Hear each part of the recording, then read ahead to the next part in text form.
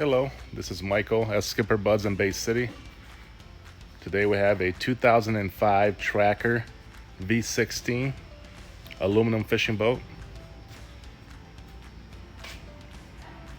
This is the Pro Guide series.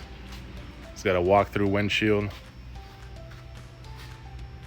It's got a trolling motor. This one is powered by a Mercury 60 horse 4-stroke fuel injected.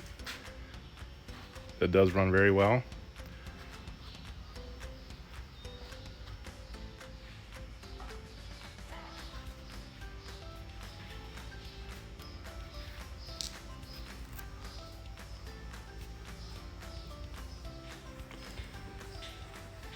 Got a Lowrance fish finder.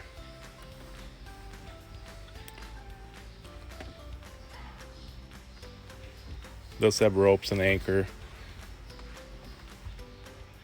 Carpet is ripped on it.